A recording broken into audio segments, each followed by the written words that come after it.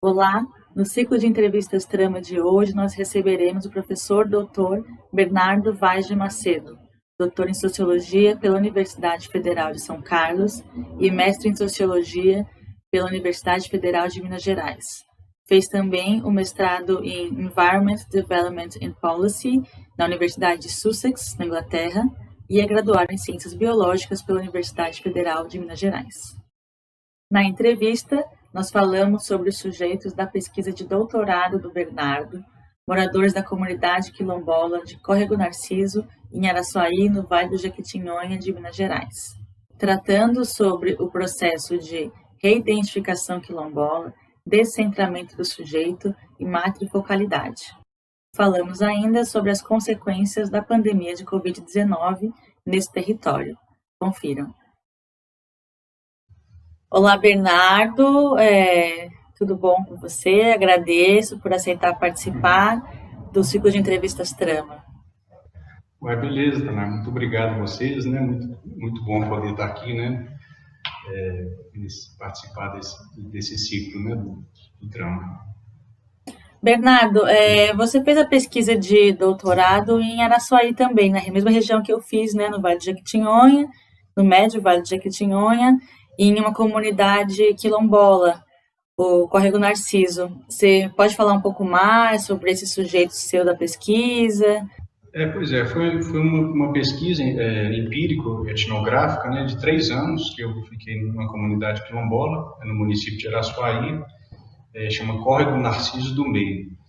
E foi uma pesquisa aí, de doutorado aí no programa de pós-graduação em Sociologia da UFSCar, com orientação da professora Maria Aparecida de Moraes. E então, eu sou de Belo Horizonte, né? As primeiras vezes que eu vim aqui em Araçuaí foi em 2013, com atividades da Pastoral do Migrantes, né? Da Missão do Migrante, aí que eu escrevi o projeto. Eu comecei em 2015 em São Carlos, né? E então a pesquisa foi de 2016, a defesa da tese foi no primeiro semestre do ano passado, 2019, mas eu continuo em Araçuaí, né?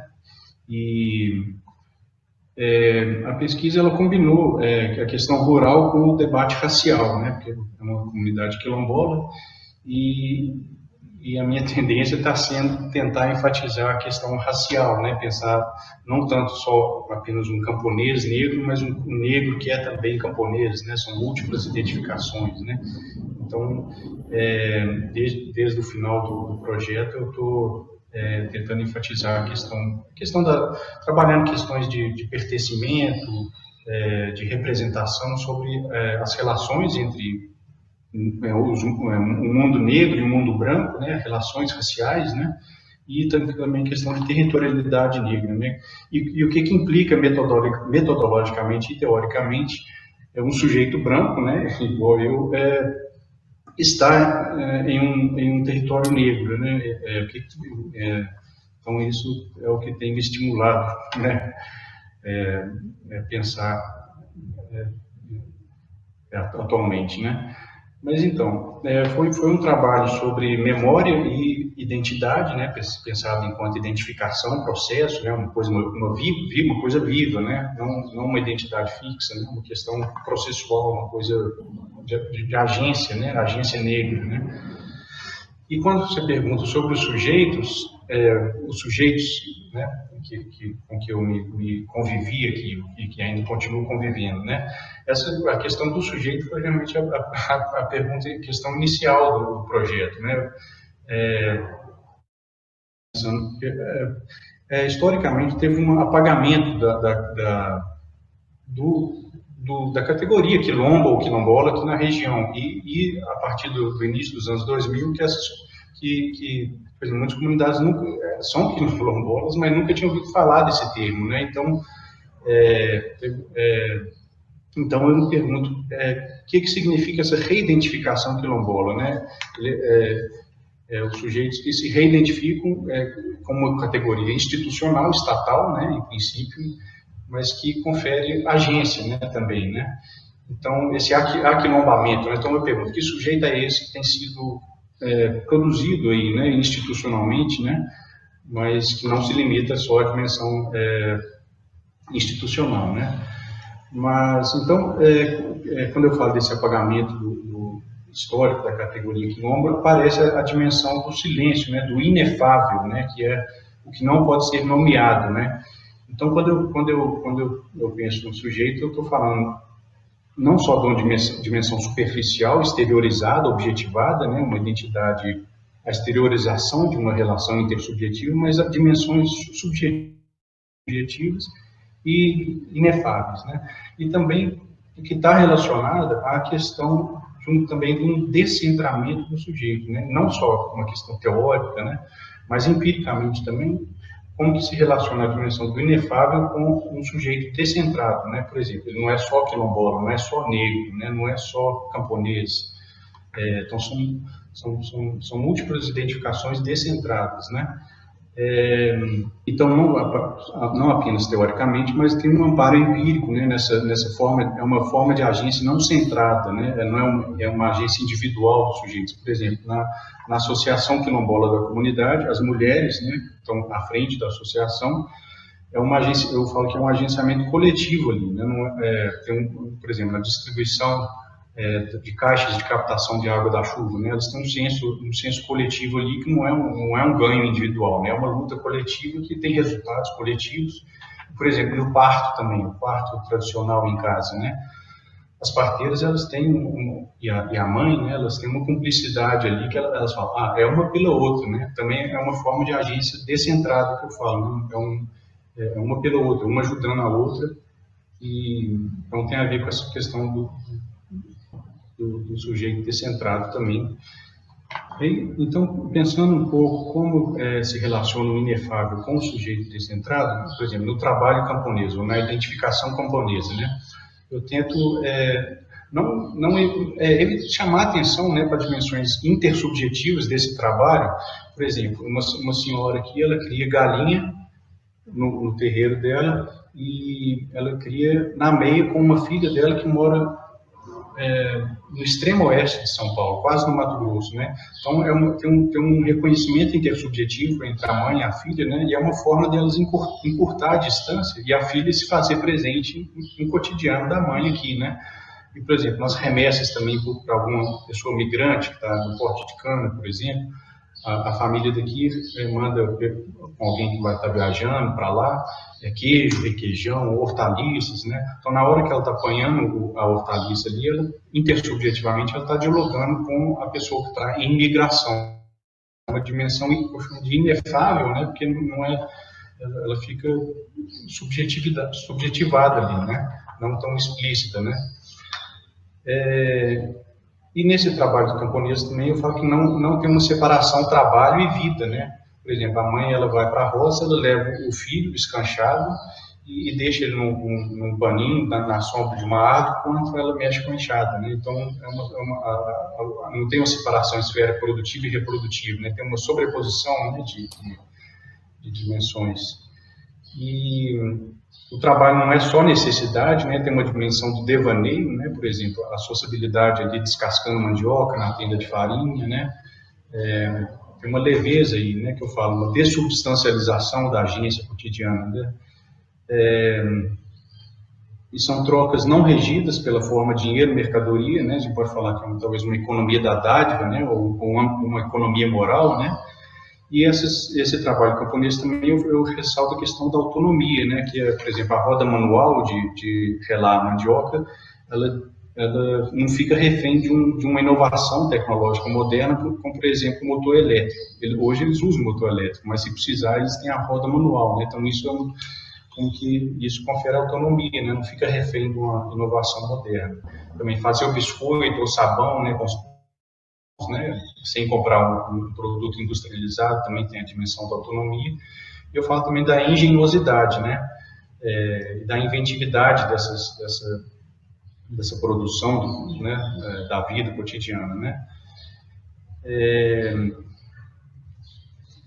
E quando eu falo de um sujeito descentrado, tem a ver também com, nas práticas cotidianas, além de conferir autonomia, elas conferem uma emancipação, né, que é diferente da emancipação de classe, por exemplo, né, uma consciência de classe, né, então essas são práticas que emancipam os sujeitos e que no próprio desencadeado dos fazeres cotidianos descentra, por exemplo, o trabalho migrante. O trabalho migrante é um meio para ficar, né, ele migra para poder voltar para ficar. E descendo também, inclusive, o trabalho camponês, é o trabalho forçado, pesado, né? Eu trato isso empiricamente no texto, né? Aí eu abordo também a questão de gênero, como que atributos sociais de gênero, né, vão se refletir na força de trabalho, né? O valor da força de trabalho é diferente do homem para a mulher, né? O valor da força, a mulher ganha em média 30% a menos do que um dia de trabalho do homem, né? E também eu falo de matrifocalidade, né, que é, por exemplo, num contexto de trabalho migrante, o homem, o pai, né, ele migra e pela ausência do pai na comunidade de origem, as relações afetivas e práticas vão se concentrando em torno da figura da mãe, né, isso que a gente chama de matrifocalidade, né, e eu relaciono isso um pouco com questão de que comunidades negras, né, de ascendência africana, tem parentesco que é matrilinear, né? Então, a questão da matrilinearidade. E aí quando eu falei daquele apagamento histórico da categoria quilombo, né, eu relaciono isso com o que o Clóvis Moura fala que as comunidades negras, né, após a abolição, elas não tinham um projeto, né, de uma nova ordenação social que substituísse o escravismo, né? Mas elas iam enfraquecendo, né, no cotidiano, né? Algumas comunidades não tinham esse projeto, mas iam nas redes de relações entre comunidades, né? Aqui na região de Araçuaí, né? Isso, né? No quilombo urbano, que é o Arraial, né? Aqui em Araçuaí tem um giral lá em cima na Chapada, que pessoas foram descendo, né? Alguns moradores ficaram e formaram com a corda do Narciso, né? Então tem essas redes, né, de relações de sociabilidade negra em que eles se fortaleciam, né, e continuam se fortalecendo, apesar de uma ausência de um projeto, né, de ordenação que substituísse o escravismo, né? Isso que o Clóvis Moura fala um pouco. E essa questão do inefável, né, e quando as mulheres de corda do Narciso, na frente da Associação Quilombola também, elas têm um silêncio aí também, né? Elas sempre estão um pouco conversando entre elas, cochichando, né? Tem a dimensão do segredo, né? Tem um regime de visibilidade aí, né? Isso tem a ver com a autonomia representacional, né? De elas como sujeitos, né? Que não quando eu falo de autonomia representacional, é no sentido de que é uma agência que não justifica uma interseção de uma mediação externa, né? Por exemplo, em termos de capital cultural, né? Um sujeito como eu, por exemplo, posso chegar, né, fazendo e querer interferir ali de alguma forma. Então, é um reconhecimento da autonomia representacional, né? Aí, quando eu falei no início a questão do pertencimento da representação, a questão da representação é um tema muito, muito caro, né, ao debate negro-racial, né? Os regimes de representação, por exemplo, do Stuart Hall, né, da Bell Hooks, né? E quando eu falo autonomia representacional, eu volto na questão da autorrepresentação, das representações desses sujeitos como autorrepresentações, em grande medida independentes das representações dominantes, por exemplo, no estigma de Vale da Miséria, né? Essa questão da autorrepresentação, eu penso, por exemplo, na linguagem, né? Tem vários termos, né? Vários termos de origem banto, né? Ou então tupi-guarani, por exemplo. Armadilhas que chamam mundé, manzoá, jequi, gombó, são termos de origem banto, né? E também tupi-guarani, eles usam a palavra muquirana, por exemplo, né? Então eu chamo isso de um hibridismo na linguagem, né? Não é tanto sincretismo com o português, eu falo mais de hibridismo que o sincretismo para pensar que suprime as diferenças, né? Enquanto o hibridismo há trocas, recombinações, mas há uma preservação, né, da subjetividade, das especificidades e da autonomia, né? Então, dessas altas representações. A palavra esculateira, por exemplo, né? É uma inflexão, né? Eles brincam, né, com a palavra, né? É chaleira, mas eles falam esculateira, né? Que é uma lata de óleo para esquentar água, né? Então, que vem de esculateira, de escuro, lateira, né? Lata e chaleira, né? Eles brincam com as palavras, né? A esculateira é a chaleira deles, né?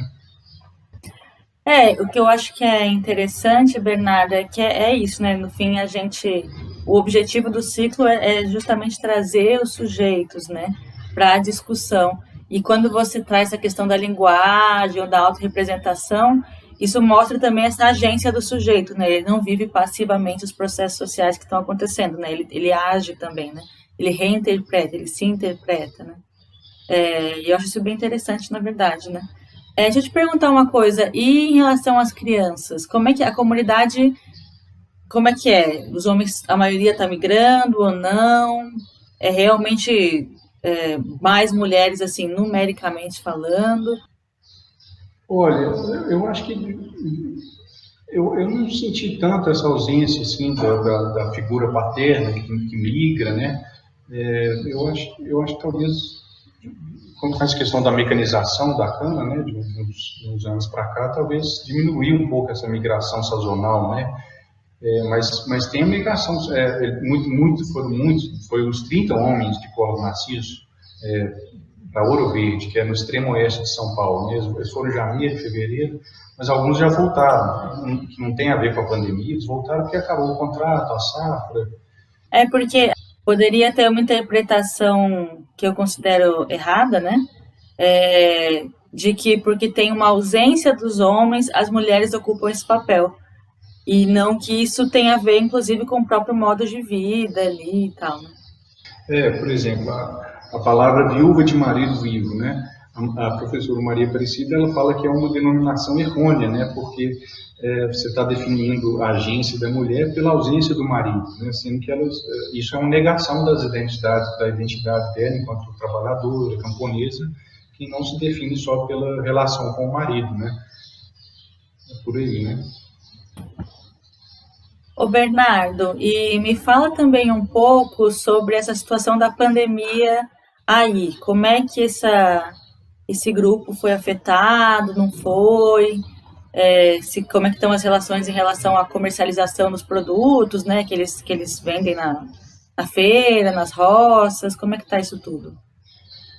Pois é, Tana, eu vou começar com um comentário geral para depois chegar em Araçuaí, né?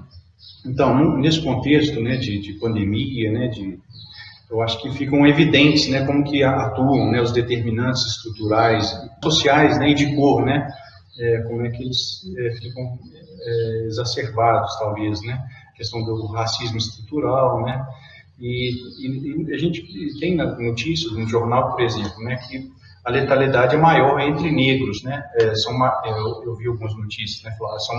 Os negros são maioria de infectados e maioria de mortes, né? 55% das mortes no Brasil são negros e pardos, sendo que os brancos são a maioria dos internados, 51%, tem mais acesso, né, ao hospital, e minoria entre as mortes, 43% só são brancos, né? Negros têm 2,5 vezes mais chance de morrer na internação do que brancos. E entre os internados, 55% de mortes são negros e 38% dos internados são brancos. E o governo ele não busca corrigir essas letalidades diferenciais, né? Na verdade, ele vai dificultando, né? Inclusive, com indígenas também a letalidade eu vi a notícia, 150% maior do que a letalidade no resto do país. E, inclusive, na semana passada, teve um projeto de lei, né, 14.021, de 2020, o governo federal ele vetou 22 dispositivos que facilitariam a proteção específica para indígenas, quilombolas e pescadores artesanais, né, que facilitariam por exemplo, acesso à água potável, internet nas aldeias, materiais de higiene, leitos hospitalares, né? Então, como que esses determinados sociais ficam mais acentuados, né, numa situação de pandemia, né? E nas outras entrevistas, eu vi, vocês abordaram bastante a questão da migração por cor de cana, laranja, né? Então, eu vou tentar chamar a atenção aqui, tem, inclusive aqui no Polo Narciso tem uma mulher, né, a Nenga, né, por exemplo, a gente falou da migração dos homens, né, mas tem mulher, ela, por exemplo, ela migrou sozinha para São Paulo quando ela era novinha, né, ela tinha 19, 20 anos, ficou vários anos lá, ela migrou sozinha, sem ninguém, né, ela fala, fui eu sozinho, Deus. Então e o trabalho doméstico e de cuidado nas cidades grandes é abastecido, né, por mulheres negras, né, que vêm do Nordeste, do Vale de Jequitinhonha, né. Então, se a gente lembrar, a primeira vítima do coronavírus no Brasil foi uma empregada doméstica, Cleonice, como é que ela chama? Cleonice Gonçalves. Ela pegou o coronavírus da patroa dela, que tinha viajado para a Itália, né, e voltou para o Rio de Janeiro, e a primeira vítima foi uma empregada doméstica, né. E quando a gente fala da essencialidade do trabalho dos trabalhadores rurais, né, o que está por trás, que está colhendo a laranja, né, do produto que vai para o supermercado, né, eu tenho visto que sindicatos e movimentos eles têm reivindicado a não essencialidade do trabalho doméstico, né? Igual a gente vê atrizes da televisão, por exemplo, de 60 anos de idade, fazendo faxina em casa pela primeira vez na vida, e nunca tinha feito uma faxina em casa, né? Porque sempre em uma mulher negra, né? Então tem um texto no portal Gíria 10 que fala assim, trabalho doméstico, serviços essenciais ou necessidades coloniais, né? Então, o que esses sindicatos, né, esses movimentos de trabalhadores domésticos têm reivindicado é que é o direito ao isolamento social, né? Que a quarentena não pode ser um privilégio, né? E, por exemplo, se expõe a risco, né, entrando no ônibus, transporte coletivo, né? Então, isso problematiza um pouco a questão do que é trabalho essencial, né? E aqui em Araçuaí, Minas Gerais, eu acho que deu um pouco, está tendo, não é só sorte, né, na questão da prefeitura de Belo Horizonte, então, mas Minas Gerais tem cerca de 2.000 casos de coronavírus, né, que considerando mais de 80 mil no Brasil, é pouco, né, considerando o tamanho do estado de Minas, né. E Araçuaí também ficou relativamente protegida aqui, porque ela não fica na BR-116, né, que é a Rio Bahia, né, ela fica na BR-367, que liga Diamantina a Itaobim. Então, tem 17 casos, sendo que 6 desses são de aqui, mas que moram em outros municípios. Então, aqui mesmo tem 11 casos confirmados, que é pouco, né? Então, e tanto a prefeita quanto a vice-prefeita são médicos, então eu acho que eles têm uma preocupação maior, né? E aqui parece que no hospital tem 6 respiradores mecânicos. Então, se tiver muitos casos, teria que levar para fora, né? Tem barreira sanitária, né? Mas desde junho, no início de junho tinha 2 casos, agora já aumentou para 17, né? Então, em 2 meses, então está uma ascendência aí, né? Então, e o comércio aqui, a estratégia está sendo abrir o comércio 4 dias e fechar 4 dias, né? Então, nos 4 dias em que estiver aberto, aí eles avaliam se está aumentando os casos ou não, né? Para ir nos 4 dias que está fechado, para ir avaliando, né? Então, não deixa nem totalmente fechado, nem totalmente aberto, né? Vai alternando para poder ir monitorando a evolução dos casos, né? Então, a questão do auxílio emergencial, né, que eu acho que foi falado nas outras entrevistas, né? Ontem mesmo saiu uma notícia que a Câmara parece que aprovou a suspensão dias do pagamento das parcelas, né, do Minha Casa Minha Vida, né? Então isso facilita para as pessoas, né? Em vez de elas pagarem 250, 300, tirarem do salário isso, eu acho que alivia, elas vão poder adiar, né, o pagamento dessas parcelas, né? E com relação à produção, aos produtos, como é que os produtores rurais, como é que estão comercializando os produtos, eu acho que no início foi um pouco mais complicado, realmente ficou quarentena total, tudo fechado, né?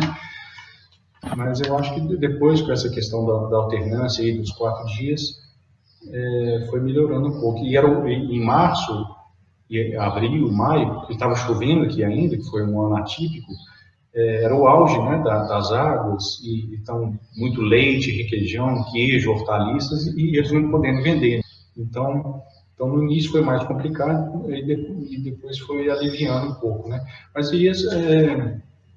e mesmo com o mercado, né, a feira fechada, as pessoas estão vendendo, né, na porta de casa, por exemplo,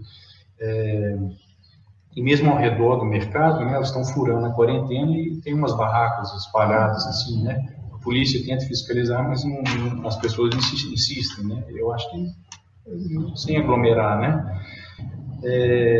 E a Prefeitura de Araçuaí também, ela disponibilizou no site da Prefeitura uma feira virtual, né, online, para os produtores deixarem um contato lá.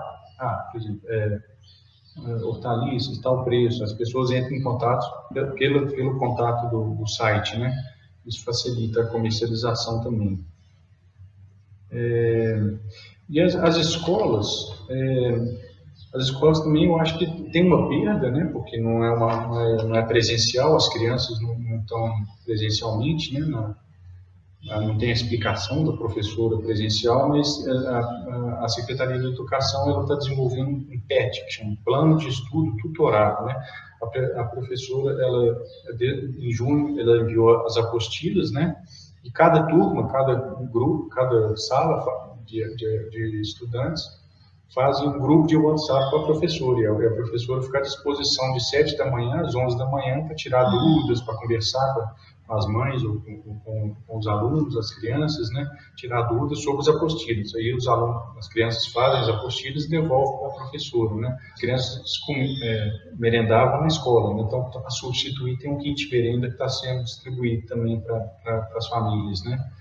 Tem educação física também, né? Parece que pelo WhatsApp a professora manda o vídeo para a criança pular amarelinha, né? Então, e tenta simular uma sala de aula também, que é acordar cedo, 7 horas, tem um recreio, né? E eu acho que tanto a Secretaria de Saúde quanto de Educação, eu acho que eles estão fazendo o que podem para buscar alternativas, né?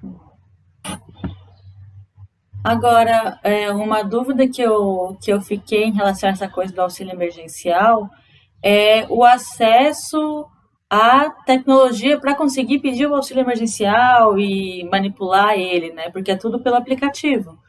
E só depois de um tempo, e está ficando cada vez maior esse tempo que disponibiliza o saque mesmo, né? E eu fiquei pensando sobre isso, assim, cara, como é que as pessoas estão acessando essa tecnologia, entendeu? Porque às vezes não tem nem o celular que consegue ter um aplicativo, às vezes tem, mas não sabe mexer direito, porque não é também um aplicativo super fácil, tem muita falha, muito problema. Não sei se você tem alguma informação sobre isso, sobre dificuldades em relação a isso, né? A mexer nesse aplicativo. Quem recebe Bolsa Família, o depósito é automático, né? Então, no dia certo, né? Então, isso facilita, né? Mas eu acho que quem não tem o auxílio, eu acho que na Caixa aqui, eu vejo, né? Tem a fila da Caixa na rua, né? A Caixa Econômica ali tem instrutores, né? Eu acho que as pessoas vão lá, tiram dúvidas, sabe? Eu acho que a Caixa ela tá ajudando nisso, né? Nessa questão do aplicativo. Tá bom, Bernardo, eu acho que era isso mesmo. Você quer falar mais alguma coisa? Você tinha falado das crianças, né? Eu não falei muito das crianças, né? Tem muita criança na comunidade, né?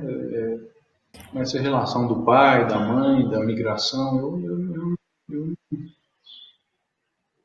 Porque eu pensei muito nessa situação da pandemia de não ter escola, então as crianças ficam mais tempo na comunidade.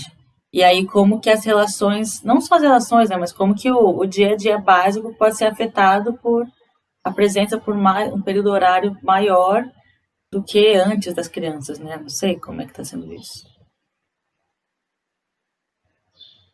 O que eu vi é que, por exemplo, pela ausência de uma professora, né, que fica presencialmente ali, algumas mães têm, inclusive, contratado, né, pagado R$ 50 por alguma pessoa, né, jovem, de 20 anos, assim, ajudar a criança a fazer a apostila, né, porque às vezes os pais mesmo, às vezes, não, às vezes não sabem ler, ou tão mesmo que saibam ler, né? Então, às vezes a família chama alguém para ajudar a fazer a apostila, né? E paga um pouco para essa pessoa, né? Para substituir a professora, né? Entendi. Mas aí o kit alimentação também ajuda, né? Tipo, a merenda que ia ser na escola, faz em casa, né? Ah, mas tá bom, Bernardo. Eu acho que era isso. A ideia era essa mesmo. Então eu agradeço mais uma vez por você ter aceitado participar. E é isso. Beleza, Tana. Muito obrigado a vocês, né? Ao Tramo, Maria Aparecida. Nós estamos aí.